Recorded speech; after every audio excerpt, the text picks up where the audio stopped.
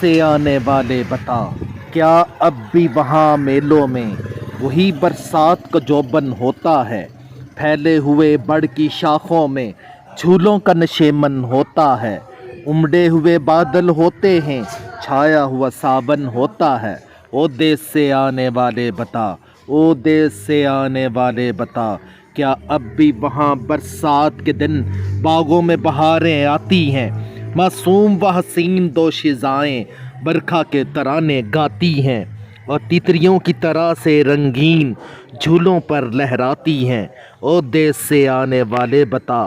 او دیس سے آنے والے بتا، کیا اب بھی افق کے سینے پر شاداب گھٹائیں جھومتی ہیں؟ دریا کے کنارے باغوں میں مستانہ ہوائیں جھومتی ہیں اور ان کے نشیلے جھونکوں سے خاموش فضائیں جھومتی ہیں۔ او دیس سے آنے والے بتا، او دیس سے آنے والے بتا، کیا شام کو اب بھی جاتے ہیں احباب کنارے دریا پر؟ دیس سے آنے والے بتا، کیا پہلی سی ہے معصوم ابھی وہ مدرسے کی شاداب فضا؟ کچھ بھولے ہوئے دن گزرے ہیں جس میں وہ مثالِ خواب فضا، وہ کھیل، وہ ہمسن، وہ میدان، وہ خوابگاہ مہتاب فضا۔ او دیس سے آنے والے بتا، او دیس سے آنے والے بتا، کیا اب بھی کسی کے سینے میں باقی ہے ہماری چاہ بتا؟ کیا اب بھی کسی کے سینے میں باقی ہے ہماری چاہ بتا؟ کیا یاد ہمیں بھی کرتا ہے اب یاروں میں کوئی آہ بتا؟ او دیس سے آنے والے بتا، للہ بتا، للہ بتا، او دیس سے آنے والے بتا، او دیس سے آنے والے بتا، کیا ہم کو وطن کے باغوں کی مستانہ فضائیں بھول گئیں؟ برکھا کی بہاریں بھول گئیں، ساون کی گھٹائیں بھول گئیں، دریا کے کنارے بھول گئے، جنگل کی ہوائیں بھول گئیں۔ او دیس سے آنے والے بتا، دیس سے آنے والے بتا، او دیس سے آنے والے بتا، کیا گاؤں میں اب بھی ویسی ہی مستی بھری راتیں آتی ہیں؟ کیا گاؤں میں اب بھی ویسی ہی مستی بھری راتیں آتی ہیں؟ دیہات کی کمسن معاشیں تالاب کی جانب جاتی ہیں اور چاند کی سادہ روشنی میں رنگین ترانے گاتی ہیں۔ او دیس سے آنے والے بتا، او دیس سے آنے والے بتا، کیا اب بھی گجردم چرواہے ریوڑ کو چرانے جاتے ہیں اور شام کے دھندلے سایوں کے ہمراہ گھروں کو آتے ہیں اور اپنی رسیلی بانسریوں میں عشق کے نغمے گاتے ہیں؟ او دیس سے آنے والے بتا، او دیس سے آنے والے بتا، کیا گاؤں پر اب بھی ساون میں برکھا کی بہاریں چھاتی ہیں؟ معصوم گھروں سے بور بہے چکی کی صدائیں آتی ہیں اور یاد میں اپنے میکے کی بچھڑی ہوئی سکھیاں گاتی ہیں؟ او دیس سے آنے والے بتا، او دیس سے آنے والے بتا، دریا کا وہ خواب آلودہ سا گھاٹ اور اس کی فضائیں کیسی ہیں؟ وہ گاؤں، وہ منظر، وہ تالاب، وہ گاؤں، وہ منظر، وہ تالاب اور اس کی ہوائیں کیسی ہیں؟ وہ کھیت، وہ جنگل، وہ چڑیاں اور ان کی صدائیں کیسی ہیں؟ او دیس سے آنے والے بتا، او دیس سے آنے والے بتا، کیا اب بھی پرانے کھنڈروں پر تاریخ کی عبرت طاری ہے؟ کیا اب بھی پرانے کھنڈروں پر تاریخ کی عبرت طاری ہے؟ انپورنا کے اجڑے مندر پر مایوسی و حسرت طاری ہے، سنسان گھروں پر چھاونی کے ویرانی و رکت طاری ہے۔ او دیس سے آنے والے بتا، او دیس سے آنے والے بتا، آخر میں یہ حسرت ہے کہ بتا وہ غارت ایماں کیسی ہے؟ بچپن میں جو آفت ڈھاتی تھی وہ آفت دوراں کیسی ہے؟ بچپن میں جو آفت ڈھاتی تھی وہ آفت دوراں کیسی ہے؟ ہم دونوں تھے جس کے پروانے، وہ شمع شبستاں کیسی ہے؟ او دیس سے آنے والے بتا، او دیس سے آنے والے بتا، مر جانا تھا جس کا نام بتا، مر جانا تھا جس کا نام بتا، وہ غنچہ دہن کس حال میں ہے جس پر تھے فدا طفلان وطن؟ وہ جان وطن کس حال میں ہے؟ وہ سروئے چمن، وہ رشک سمن وہ سیم بدن کس حال میں ہے، وہ سروئے چمن وہ رشک سمن، وہ سیم بدن کس حال میں ہے، او دیس سے آنے والے بتا، او دیس سے آنے والے بتا، کیا اب بھی رخ گل رنگ پہ وہ جنت کے نظارے روشن ہیں، کیا اب بھی رخ گل رنگ پر وہ جنت کے نظارے روشن ہیں، کیا اب بھی رسیلی آنکھوں میں ساون کے ستارے روشن ہیں، اور اس کے گلابی ہونٹوں پر بجلی کے شرارے روشن ہیں، او دیس سے آنے والے بتا، او دیس سے آنے والے بتا، کیا اب بھی شہابی آرز پر گیسوئے سیبل کھاتے ہیں، یا بحر شفق کی موجوں پر دو ناگ چڑھے لہراتے ہیں، اور جن کی جھلک سے ساون کی راتوں کے سے سپنے آتے ہیں، او دیس سے آنے والے بتا، او دیس سے آنے والے بتا، اب نام خدا ہوگی وہ جواں میکے میں ہے یا سسرال گئی، دوشیزہ ہے یا آفت میں اسے کم بخت جوانی ڈال گئی، گھر پہ رہی یا گھر سے گئی، خوشحال رہی خوشحال گئی، او دیس سے آنے والے بتا، او دیس سے آنے والے کی یہ بہت ہی ایک مشہور نظم تھی جس کا عنوان تھا او دیس سے آنے والے بتا، او دیس سے آنے والے بتا۔ تو اصل میں یہ اخترستان سے کیس لی گئی تھی اور اس حویلی پر بالکل ہی اپلیکیبل تھی۔ اصل میں یہ حویلی جو تھی وہ ایک سکھ خاندان کی تھی جو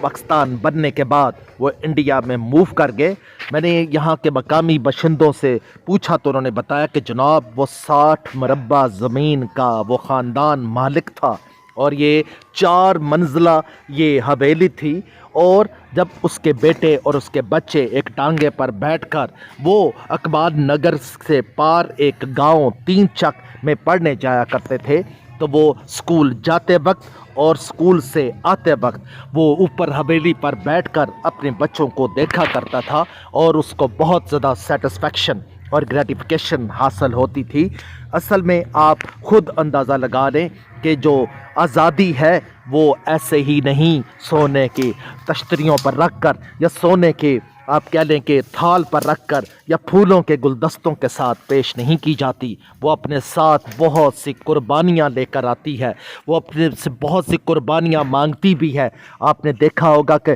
جب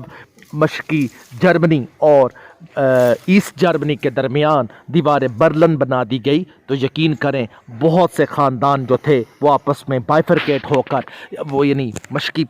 جرمنی میں اور مغربی جرمنی میں مقید ہو کر رہ گئے تھے۔ اسی طرح جب ہندوستان کی تقسیم ہوئی تو بہت سے خاندان جو تھے وہ لٹے پھٹے ہو کر وہ بہت سی قربانیاں دے کر وہ کہہ لیں کہ بہت سی عصمتیں لٹا کر وہ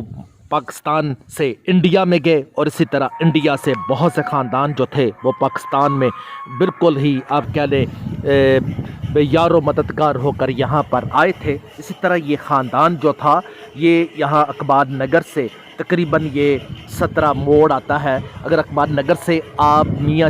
چنو سے اگر آئیں تو اقبال نگر سے بورے والا روڈ ہے، اس پر ایک 17 موڑ آتا ہے، وہاں سے تقریباً کوئی 5 یا 6 کلومیٹر کے فاصلے پر یہ ایک گاؤں ہے 13 چودین، وہاں پر یہ ایک گرینڈ قسم کی ایک سکھوں کی حویلی ہے جو اب بھی موجود ہے، لیکن اس کا جو اوپر والی منزل ہے اب وہ برباد ہو چکی ہے، لیکن اس کے باوجود یہ اپنی بہت ہی زبردست دلکشی اور بہت ہی زبردست قسم کی آپ کہہ لیں کہ اس کی فن تعمیر کا ایک نادر نمونہ ہے۔ یہاں پر اینٹوں کی جو آپ کہہ لیں کہ مستری نے یا وہ جو معمار وہ جو آرکیٹیکچر جنہوں نے اس کی تعمیر کی انہوں نے بہت محنت اور بہت ہی جان فشانی کے ساتھ اس کی تکمیل کی، اور اس خاندان کی بہت سی خواہشات اور اس کے بہت سے جذبات اور اس کے بہت سے احساسات اس حویلی کے ساتھ پنہاں تھے، اس حویلی کے ساتھ جڑے ہوئے تھے، لیکن افسوس وہ جب پاکستان اور انڈیا کی تقسیم ہوئی تو یقین کریں وہ یہاں سے یعنی وہ ہجرت کر کے وہ ہندوستان چلے گئے، اور بیچاروں کو وہاں پر شاید ہی تھوڑی سی زمین ملی ہو، کیونکہ نہرو جو تھا first prime minister of India نے انہوں نے کیونکہ زمین کی جو ریفارمیشن کی تھی یا زمین کو کہہ لیں کہ بعد میں ان کے متعلق بہت سی پالیسیز بنائی تھیں، تو وہاں پر تقریباً 12 ایکڑ سے اوپر کسی کی زمین نہیں تھی، لیکن پاکستان میں یہاں پر ان کے 60 مربع تھے۔ اگر وہ مسلمان ہو جاتے، اسلام قبول کر لیتا وہ خاندان، تو آج وہ 60 مربع اسی خاندان میں ہوتے، لیکن کیونکہ تقدیر کو تو کچھ اور ہی منظور ہوتا ہے، اس طرح وہ یہاں سے بالکل واپس چلے گئے۔ تو آپ اب بھی یہ زبردست قسم کی یہ حویلی ہے، اگر آپ یہاں پر فرنیچر دیکھیں، اگر لکڑی کا کام دیکھیں، اور اگر سیڑھیوں کی آپ دیکھیں، یہ اوپر والی منظر پر اب میں آ چکا ہوں، تو آپ یہاں پر آ کر آپ حیران رہ جائیں گے کہ آج سے تقریباً یہ میں کہہ رہا ہوں کہ 1947 سے پہلے یہ حویلی اور ابھی بھی کتنی زبردست، یعنی اپنی اصلی حالت میں یہ اب بھی موجود ہے۔ اور یہاں پر اب میرا خیال ہے، سنا ہے کہ کوئی سید خاندان ہے، ان کا یہاں پر قبضہ ہے، اور انہوں نے اپنے کچھ لوگوں کو یہاں پر بٹھا رکھا ہے، اور خود وہ لاہور میں رہتے ہیں۔ یعنی اگر اس خاندان کو یہ پتہ ہوتا کہ ہمارے جانے کے بعد یہ اس حویلی کا یہ حال ہو جائے گا، یا اس طرح ہم نے یہاں سے رات کے اندھیرے میں یہاں سے غائب ہو جانا ہے، تو شاید وہ اتنی محنت کے ساتھ اور اتنے جذبات کے ساتھ اور اتنے ایموشنل طریقے سے وہ اس کی تعمیر نہ کرتے، لیکن اس نے تو اپنے بچوں کے لیے، اپنے خاندان کے لیے، اپنے بہن بھائیوں کے لیے اس نے یہ حویلی بنائی تھی، کیونکہ بقول مرزا اسد اللہ خان غالب، کہ وہ غالب صاحب کہتے ہیں نا کہ نغمہ ہائے غم کو بھی اے دل غنیمت جانیے، نغمہ ہائے غم کو بھی اے دل غنیمت جانیے، بے صدا ہو جائے گا یہ ساز ہستی ایک دن۔ تو پھر یہاں سے وہ بیچارے وہ رات کے اندھیرے میں نے یہاں کے مقامی بشندوں نے ہمیں بتایا ہے، خاص کر جو 2-3 بزرگوں سے ہم نے انٹرویو لیا، تو انہوں نے بتایا کہ وہ رات کے اندھیرے میں بہت سے سکھ فیملیاں جو تھیں وہ یہاں سے یعنی کوچ کر گئیں ہندوستان کے اندر، اور اسی طرح وہاں سے بہت سے خاندان جو تھے وہ بھی اسی طرح پاکستان کے اندر آئے۔ پاکستان میں زیادہ تر سکھ جو تھے وہ پشاور میں تھے، وہ ضلع ٹوبا ٹیک سنگھ میں تھے، اور اسی طرح ضلع راول پنڈی میں بھی بہت سے سکھ تھے۔ آج بھی پاک پتن کے پاس ایک چک بیدیاں ہے، وہاں پر بشن سنگھ بیدی ایک بہت بڑا ایک انڈین کرکٹ ٹیم کا ایک بہت بڑا کپتان تھا، تو کہتے ہیں کہ ان کے خاندان کے 200 مربع یہاں پر زمین تھی، لیکن وہ بیچارے یہاں سے چلے گئے۔ ایک دفعہ کہتے ہیں کہ بشن سنگھ بیدی پاکستان کی دورے پر جب ان کی ہندوستان کی ٹیم آئی، تو کہتے ہیں کہ اس کی آنکھوں میں آنسو تھے، اور جب اس نے اپنے خاندان کی وہ حویلیاں دیکھیں اور وہ جگہ دیکھی، تو اس کی یادیں جو تھیں وہ دوبارہ پھر اثر نو تازہ ہو گئیں۔ اسی طرح قبر سنگھ بیدی ایک بہت بڑے انڈیا کے ایک ڈیپٹی کمشنر یا کہہ لیں کہ ایک بہت بڑے بیوروکریٹ گزرے ہیں، ان کا خاندان بھی بشن سنگھ بیدی کا ہی خاندان تھا، اور وہ بھی یہاں سے ہی گورنمنٹ کالج سے پڑھ کر پھر وہ دوبارہ یہاں سے وہ ہندوستان چلے گئے۔ اس طرح دنیا کی تاریخ پر اگر آپ نظر دوڑائیں تو پتہ چلتا ہے کہ دنیا کے بہت سے عظیم انسانوں نے ہجرت کی، جیسے کہ حضرت محمد صلی اللہ علیہ وسلم نے، آپ کو پتہ ہے کہ جب مکہ مکرمہ سے ہجرت کر رہے تھے تو انہوں نے ہجرت کرتے وقت ان کی آنکھوں میں آنسو تھے، اور وہ انہوں نے اپنے یعنی ایک پہاڑ کی بلندی پر مکہ مکرمہ کی طرف منہ کر کے کہا تھا کہ اے مکہ، مجھے تو دنیا کے سب سے عظیم شہروں میں سے سب سے اچھے لگتے ہو، لیکن افسوس تیرے جو بیٹے ہیں وہ مجھے یہاں رہنے نہیں دیتے۔ اس طرح آپ اندازہ لگا لیں کہ دنیا کے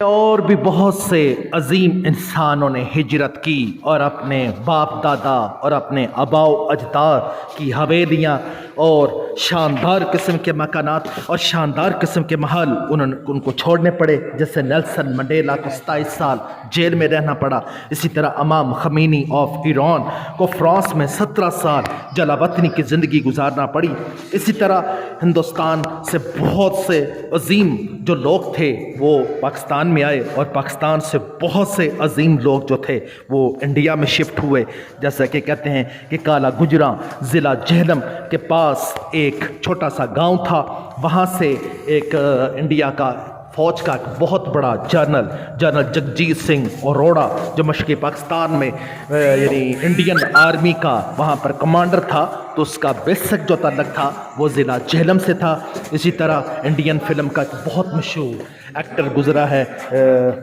بہت مشہور ایکٹر جو سنیل دت،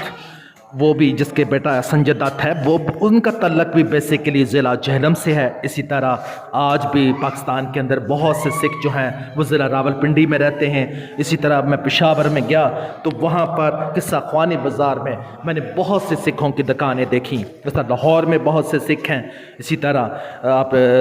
ننکانہ صاحب